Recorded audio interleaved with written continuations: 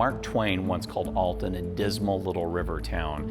And he wasn't wrong. It's not dismal, but it's really, really haunted. And it's mostly because we've had so many really interesting and traumatic events happen over the years here. It's really known as the most haunted small town in America. And the Mineral Springs Hotel, where we are right now, is right downtown in the center of it all. This hotel, built in 1913, has been the site of a lot of hauntings over the years. For many, many years, my dear friend Janet Kolar owned, it was called the Torture Museum, and it was a museum dedicated to torture devices. When Janet decided to retire, I wanted to kind of keep her legacy going here in Alton, particularly because the tourists come here for this kind of stuff. What I did is added about 1,000 things from my own personal collection, and now it's much more of an oddities curiosity museum. Whether it's haunted objects, medical oddities, serial killers, just esoteric, strange things from around the world. I've got a little bit of everything here, and it's a kind of fun place for people to come and hang out for an hour or two on the weekends. So when you visit the Soul Asylum, what you're going to see here are some really strange things. I have got objects from the Russian gulags in the 1930s, 40s, and 50s. There's a Mars rock, a moon rock, a lot of medical oddities, dirt from John Wayne Gacy's crawl space, a collection of spirit boards that go back to 1890, the very first spirit board ever made, the Kennard board. Just all kinds of really unusual, odd things. Nothing here is going to frighten you, but it is going to make you think a little bit differently about yourself and about humanity and how we relate to each other. One of the displays that I'm most proud of are the medical oddities. And in that medical oddities case, you're going to find a couple of really unusual things. For example, one of the most unusual things in the museum is the Revigator. The one I have was produced in 1924. It's a uranium-lined water crock. People would fill it full of tap water and allow radium to leach out into the water overnight, and they were encouraged to drink it. Now, this water was highly radioactive, and if you know the story of the Radium Girls, we know what radium does to the human body. These things were all the rage in the 1920s. They were taken off the market, most of them destroyed, bulldozed, and buried. But I have an original one here, and it's as radioactive today as it always was.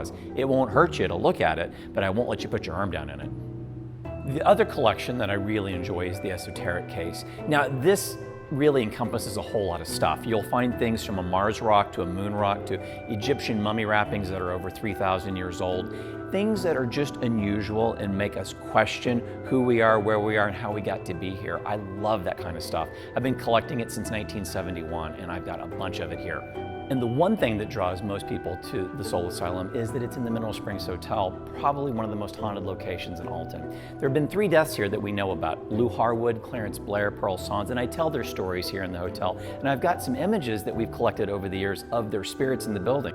But it's not just their 3 deaths. Maybe the biggest catalyst for the hauntings of this building is the autopsy table from the Dixmont Institution outside of Pittsburgh. This table was used for over 100 years at a psychiatric institution where everyone who died that wasn't repatriated to their family was autopsied to determine causation of mental illness, nature or nurture. So lots of different objects, lots of different energies in this building. It just makes for an incredible paranormal experience. For me and for the folks who visit the museum, I think the most important takeaway for them is this whole notion of unexplainable. As human beings, we live a human existence and we relate to each other and we try to explain the world that we see around us as best as we can, but there are things that are unexplainable, and they have always been that way. If you think about our lives, one of the things that we really do struggle with is our own mortality and what happens to us after we breathe our last. We're in one of the most haunted buildings in probably the most haunted small town in America, so it's all around us.